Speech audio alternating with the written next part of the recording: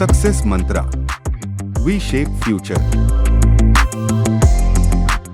Hello everyone, welcome you all in today's the Hindu news analysis. So आज के the Hindu में काफ़ी कुछ है।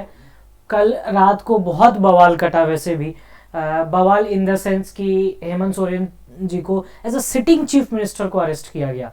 देखो, कितना भी करप्शन हो, कुछ भी हो, ठीक है, आई एक्सेप्ट कि वो गलत था। A person who is a sitting chief minister of a state here Jharkhand, अगर आप इस तरह का करप्ट एक्टिविटी, वो भी कहा गया है कि वो जो लैंड ग्रैबिंग में वो शामिल थे, वो बेसिकली आर्मी का था, तो फिर वो प्रॉब्लमेटिक है। आई एग्री कंप्लीटली, भाई ये करप्शन का केस बनता है। बट क्या सिटिंग चीफ मिनिस्टर को शाम को जाकर के ईडी अरेस्ट करके ले आती है, ये कहां तक सही है?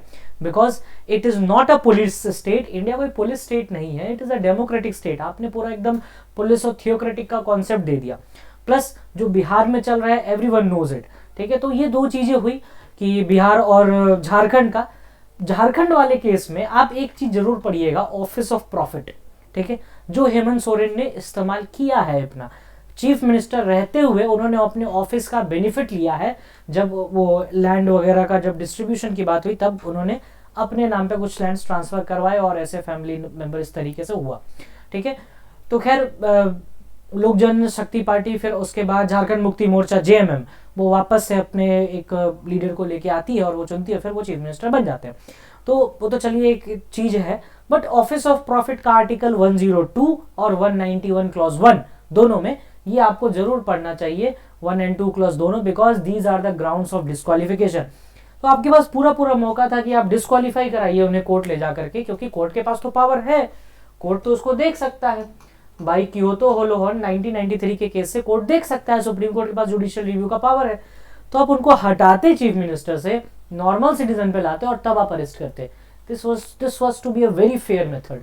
बट चीफ मिनिस्टर को अरेस्ट कर लेना, वो भी सिटिंग चीफ मिनिस्टर को, बहुत बड़ी बात होती है।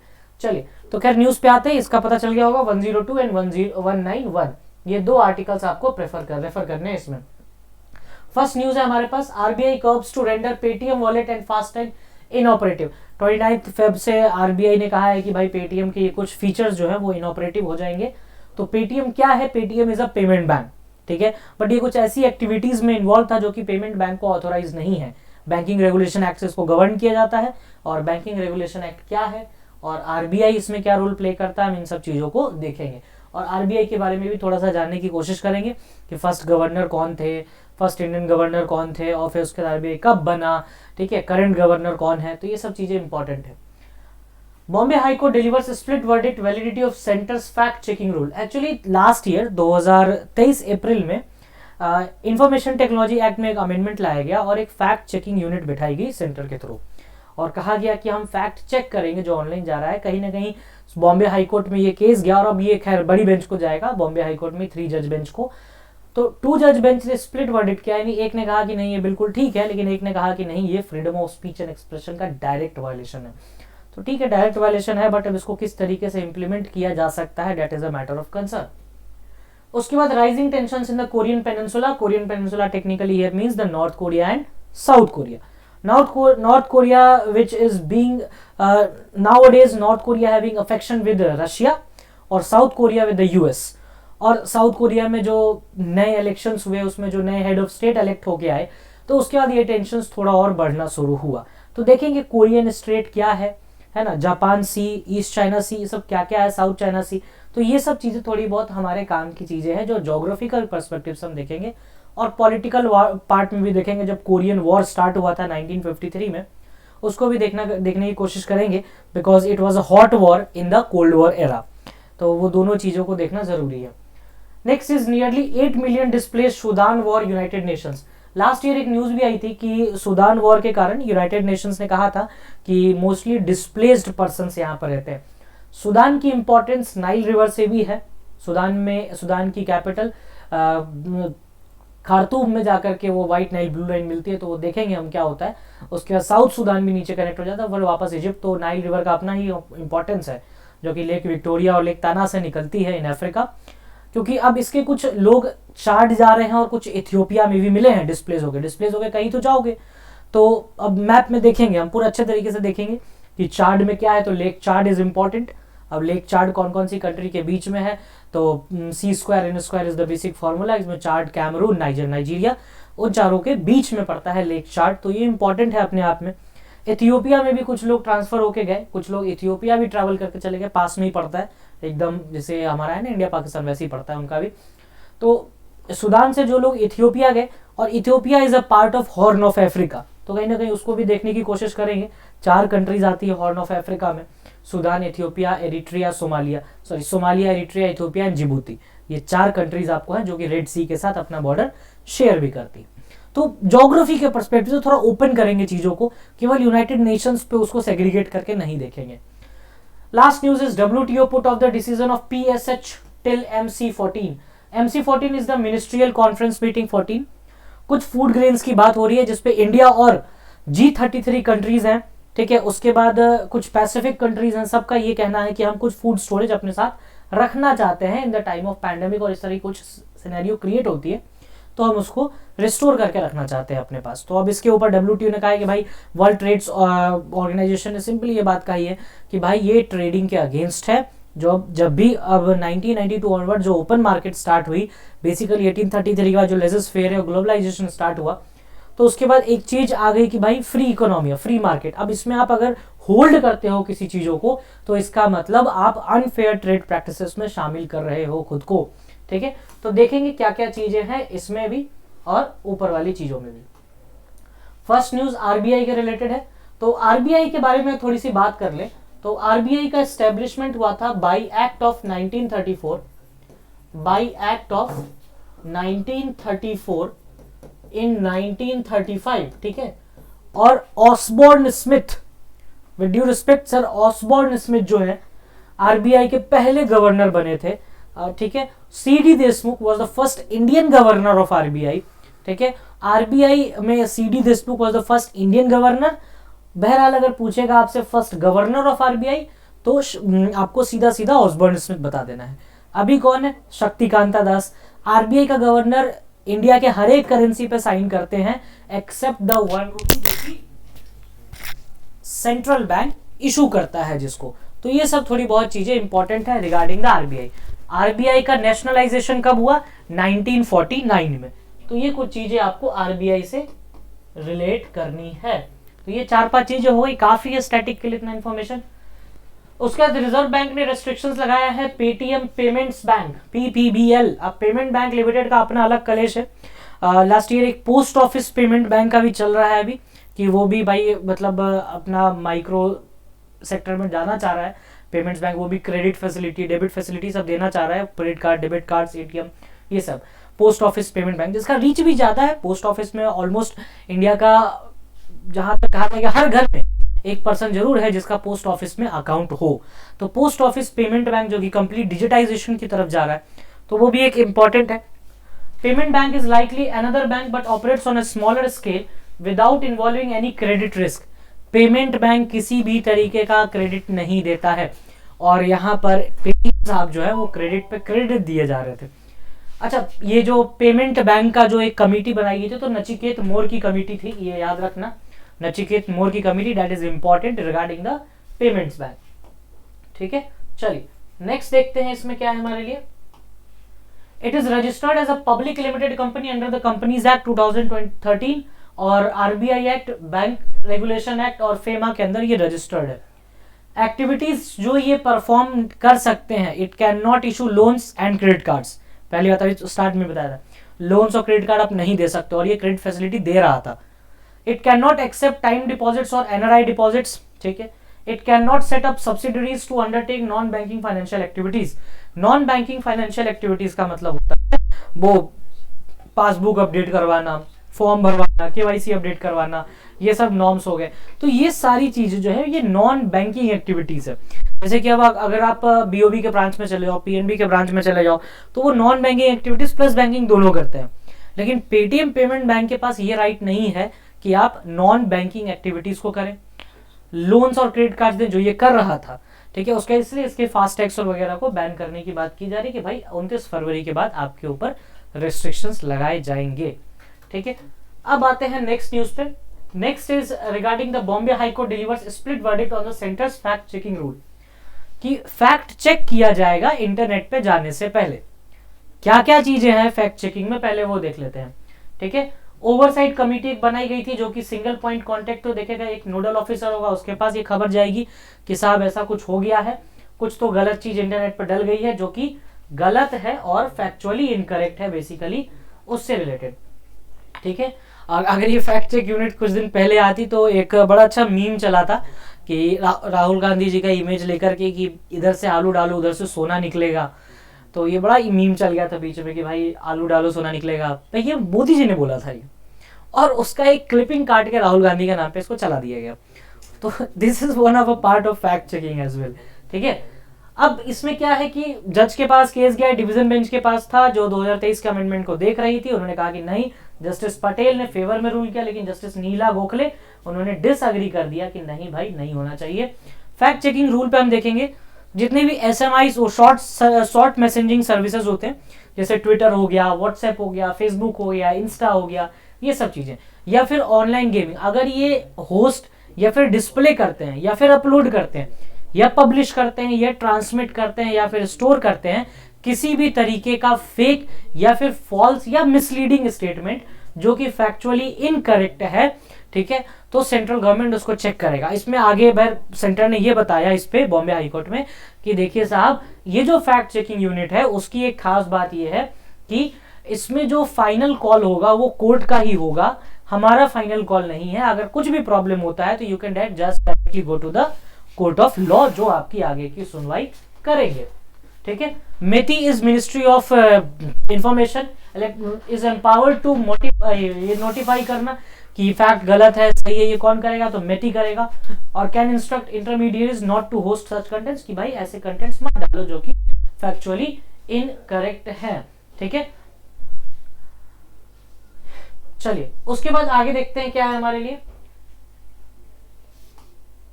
Rising tensions in the Korean peninsula. जब rising tensions in the Korean peninsula की बात हो रही है तो पहले हम बात करेंगे कोरिया के मैप की। ठीक है, ये रहा नॉर्थ कोरिया जिसकी कैपिटल है प्योंगयांग, साउथ कोरिया जिसकी कैपिटल है सियोल। बहुत लोग के ड्रामा देखते होंगे, एटलीस्ट उनको कुछ नहीं पता तो इसका कैपिटल तो जरूर ही पता रहता है लोगों को, सियोल। ठीक है, क्योंकि अगर आप के ड्रामा देखते होंगे तो उसमें रहता है वो कि सियोल जाना है, पर सब सियोल ही जाते हैं पढ़ने। सियोल यूनिवर्सिटी काफी फेमस यूनिवर्सिटी है वहाँ की, तो वहीं जाते हैं ये। This is the Korean straight and this is Japan. तो जापान और साउथ कोरिया के बीच में जो स्ट्रेट है इट इज कोरियन स्ट्रेट। ठीक है, ये चीज आपको याद रखना है। This is Yellow Sea, Yellow Sea is also known as the sorrow of China. ठीक है, और इतनी काफी है इसमें बात। प्लस इधर जो जापान का एरिया है तो जापान के 4-5 आइलैंड्स हैं वो इंपॉर्टेंट है, होकाइडो, होन्शु, शिकोको, क्यूशु। ये 4 ऐसे आइलैंड्स हैं जो कि जापान जो मिलके इसी आइलैंड से मिलके बनता है। तो दिस इज रिगार्डिंग जापान। अब नॉर्थ कोरिया का इन्फ्लुएंस किससे है? रशियन फेडरेशन से, और साउथ कोरिया का यूएस से। तो ऑब्वियस है दो अब एलाइज हैं, दोनों एक दूसरे के एक्सेस नहीं है, एलाइज हैं। तो एलाइज हैं और दुश्मन का दुश्मन दोस्त, वही वाली पॉलिसी यहाँ लगती है कि साउथ कोरिया यूएस के साथ, अब भाई यूएस और रशिया का पंगा है तो किसी एक को पकड़ लो, वो तुम्हारा ऑटोमेटिकली सपोर्ट करेगा। और ये आज से नहीं, कोरियन वॉर के बाद से चलता आ रहा है। बीच में Korea as a whole nation की बात हो रही थी कि भाई नॉर्थ कोरिया साउथ कोरिया में भी आगे जाके एक हो जाए ये वो, लेकिन उसके न्यूक्लियर टेस्ट और हरकतें अच्छी नहीं है। फिर लेटर ऑन साउथ कोरिया में गवर्नमेंट चेंज होती है और उसके बाद नॉर्थ कोरिया का भी रुख बदलता है और वो एडवर्सियल स्टेट डिक्लेयर कर देता है साउथ कोरिया को अपना। ठीक है, तो अब क्या क्या चीजें हैं इसमें, ये चीजें देखने वाली हैं। पहला, नॉर्थ कोरिया रीसेंड कर दिया है नॉर्थ कोरिया ने अपना रीयूनिफिकेशन की भाई नहीं ये हमारा एडवर्सियल स्टेट, अभी बात कर रहे थे। Current government in south Korea है वो न्यूली इलेक्टेड कंजर्वेटिव प्रेसिडेंट हैं यून शुक Yol. The Yoon government's strategy is closely coordinated efforts with the US and Japan to deter and counter the North Korea aggressive moves. ठीक है, दुश्मन तो तुम्हारा दुश्मन हो उसको दोस्त बना लो, काम हो जाएगा तुम्हारा आधा। अब साउथ कोरिया नॉर्थ कोरिया से कैसे लड़ेगा भाई? तो उन्होंने कहा कि सिंपल है, क्यों अपना टाइम एनर्जी क्यों वेस्ट करना है, डिप्लोमेसी यूज करो, जापान और यूएस से फ्रेंडशिप कर लो, जापान को सपोर्ट हो जाता है भाई यूएस में, और उसके बाद फिर आपको जापान सपोर्ट करता ही है, कोरिया और साउथ कोरिया रशिया के साथ अपना एलीज बना के रखा है, एक्सेस है उसका। और फिर उसके बाद यूएस और रशिया के बीच कॉन्फ्लिक्ट है, तो ऑब्वियसली नॉर्थ कोरिया और साउथ कोरिया में बैक पावर उसको मिल जाएगा, एक तरफ से रशिया और एक तरफ से यूएस, और चीजें कहीं कुछ हद तक शांत रहेंगी। ठीक है, north Korea has drifted further into the camp of the Sino Russian axis. Russia has boosted engagement with North Korea, especially in the wake of Russia Ukraine war. ठीक है, रशिया यूक्रेन के बाद अब दो एक तरह के आदमी मिलेंगे तो उनकी दोस्ती तो होगी, that is pretty much obvious. The Korean war 1950 से 53, it was a hot war in the era of cold war. और उसके बाद इन द वर्ल्ड वॉर 2 के बाद फाइनली ये कोरियन पेनिनसुला दो पार्ट में बढ़ जाता है और दो आइडियोलॉजी के साथ बढ़ता है। एक आइडियोलॉजी जो कि यूएसएसआर के साथ जाती है और एक आइडियोलॉजी जो कि western world that is the US के साथ आगे निकल जाती है, जो फर्स्ट वर्ल्ड और सेकेंड वर्ल्ड दो पार्ट में डिवाइड हुआ था। ठीक है, अब बात करेंगे अफ्रीका की। ठीक है, अफ्रीका की जब हम बात करते हैं तो एक चीज इंपॉर्टेंट है कि इसका मैप थोड़ा अच्छे से देख लो, काम आता है कभी न कभी। ठीक है, सूडान ये रहा, सूडान में अभी क्या हुआ है, सबसे ज्यादा डिस्प्लेस्ड लोग यहीं पर हुए अकॉर्डिंग टू यूएन। सूडान की कैपिटल है खार्तूम। ठीक है, अच्छा एक चीज और इसमें है कि नाइल रिवर कैसे बनती है ये देखना जरूरी है। जैसे गंगा जो है आपको अलकनंदा भागीरथी से मिलती, ये उनका गंगा है, ये कह लो, है ना। अब ये तो रखेंगे नहीं अलकनंदा भागीरथी साउथ अफ्रीका वाले, इनका तो भाई अंग्रेजी नाम होगा कुछ ना कुछ। तो इनका जो अंग्रेजी नाम है वो इस तरीके से, देखो ये निकली लेक ताना से और एक निकली लेक विक्टोरिया से। जो लेक ताना से निकली दैट इज ब्लू नाइल, और जो लेक विक्टोरिया से निकली दैट इज व्हाइट नाइल। अच्छा, लेक विक्टोरिया कौन कौन से कंट्रीज के बीच में है ये देख लो, KUT केन्या, युगांडा और तंजानिया।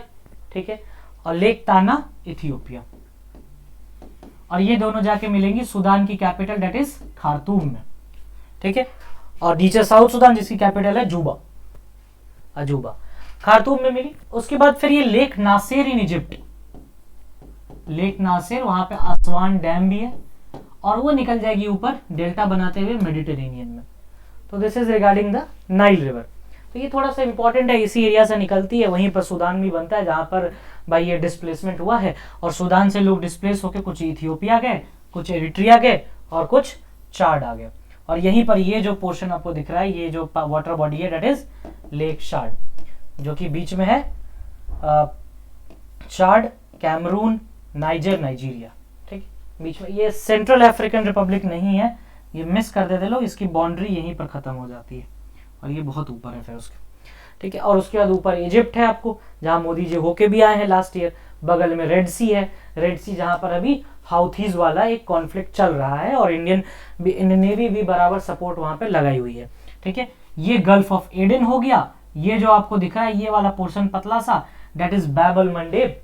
ठीक है, उसके बाद और ऊपर चले जाओ रेड सी और इधर सुएज कैनाल। ठीक है, सुएज कैनाल की खास बात 1853 में इसको प्रपोज किया गया और 1854 में प्रपोज किया गया और 1869 में ये बनके तैयार हो गया। और सुएज कैनाल के आर्किटेक्ट का नाम याद रखना, फर्दिनांद दे लेसेप्स। ये थोड़ा सा इंपॉर्टेंट है, पूछ लिया जाता है कि सुएज कैनाल के आर्किटेक्ट कौन है। और सुएज कैनाल बेसिकली कनेक्ट करता है रेड सी को मेडिटेरेनियन सी से। ठीक है, और उसके बाद अपना पूरा Europe, that is none of our business as of now. चलिए अब आते हैं हम अपने मेन न्यूज पे, ये तो काफी ज्योग्राफी हो गई इसकी। अब मेन न्यूज पे आते हैं। According to the United Nations 8 million people have been displaced. और ये जो कॉन्फ्लिक्ट चल रहा है किसके बीच में, सूडान के आर्मी चीफ अब्दुल फतेह अल बुरहान और फॉर्मर डेप्यूटी मोहम्मद जो है इनके मोहम्मद डगलो, उनके बीच में। और ये कमांडर रहे हैं पैरामिलिट्री रैपिड RSF के वहां के। United Nations concerns and call for support United high commission for refugee हैं बेसिकली फिलिपो ग्रैंडी। इन्होंने भी कहा है कि भाई ये डिस्प्लेसमेंट हुआ है और हमें इसके लिए कुछ करना चाहिए, पता नहीं कब करेंगे, कभी ना कभी तो करेंगे। उसके बाद WTO के डिसीजंस पे आते हैं। WTO कंसीडर कर रहा है बेसिकली पब्लिक स्टॉकिंग को। ये पब्लिक स्टॉकिंग ही वही चीज है कि भाई कंट्रीज कह रही हैं कि हम कुछ ग्रेन्स को स्टॉक करेंगे for the food security purpose. तो मिनिस्ट्रियल कॉन्फ्रेंस में कहा गया कि अगर MC3 नेक्स्ट मंथ तक कुछ डिसाइड नहीं होता है तो अगला डिसाइड हम MC14 में करेंगे, दैट इज इन 2026। इसमें बहुत सारी ग्रुप्स आसपास हैं, चाहे वो G33 हो, एशिया ग्रुप हो, ठीक है, उसके बाद अफ्रीका ग्रुप हो, सबका वही कहना है ये जेनेवा बेस्ड ट्रेड ऑफिशियल है MC30। तो अब देखते हैं आगे क्या न्यूज आती है इसमें। अभी डेड टॉपिक ही है समझो, अभी जब तक MC30 नहीं होगा तब तक कुछ नहीं कहा सकता आगे के बारे में। What not to be missed में the great Indian internet shutdown, how access to the world wide web is cutted. अच्छा, इससे एक आर्टिकल भी न्यूज में आता है, आर्टिकल 21, जैसे कि right to access the internet is also your fundamental right under right to privacy या right to life and personal liberty. तो ये दोनों इंटरकनेक्टेड है। कुछ क्वेश्चन है। शुमांग लीला ये कहाँ का फेस्टिवल है बता देना। ईरान रिसेंटली लॉन्च, भाई कौन से एरिया में लॉन्च किया था इन्होंने। अच्छा, ये थोड़ा सा इंपॉर्टेंट है, last year list. Recently 5 Ramsar sites को मतलब सबमिट किया गया कि इनको रमसर साइट्स के उसमें लिस्ट में शामिल किया जाना चाहिए। Ramsar sites are basically the wetlands, जो कि Ramsar is basically a city in Iran जहां पर वेटलैंड कन्वेंशन को साइन किया गया था, ठीक है, इन 1971, फिर 1975 तक आते आते उसको एनफोर्स करा दिया गया। अभी तक इंडिया में लास्ट ईयर तक जब 75th इंडिपेंडेंस डे हम मना रहे थे तो 75 रमसर साइट्स थे हमारे यहाँ। अब ये 5 और ऐड हो जाएंगे तो टोटल हो जाएंगे 80। अब कौन, अगर ये ऐड होते हैं तो कौन कौन से होंगे, तो एक है Ankasamudra bird conservation reserve Karnataka, Aghanashini estuary Karnataka, Magadikere conservation reserve Karnataka. तो आई गेस कि कर्नाटका हाईएस्ट बन जाएगा, ये यूपी से भी ऊपर होने वाला है आने वाले टाइम में। उसके बाद Karaivetti bird sanctuary Tamil Nadu and Longwood Shola reserve forest in Tamil Nadu. तो ये कुछ एरिया है जिनको प्रपोज किया गया कि आने वाले टाइम पे वेटलैंड हो सकते हैं। अभी रुक जाओ, कल 2 फरवरी है, कल वर्ल्ड वेटलैंड डे भी है, ठीक है, क्योंकि कल ही के दिन रामसर में साइन किया गया था और इंडिया सिग्नेटरी भी है और पार्टी भी है उसका। तो दैट इज इम्पोर्टेंट। मे भी देखो कल परसों तक ये न्यूज आ जाए कि ये फाइनल कर देंगे इसको, ये ठीक है। तो आज के लिए इतना ही, और काफी सारे टॉपिक्स थे, काफी सारे न्यूज थे और क्वेश्चंस भी थे हमारे पास। So thank you, that's all from my side.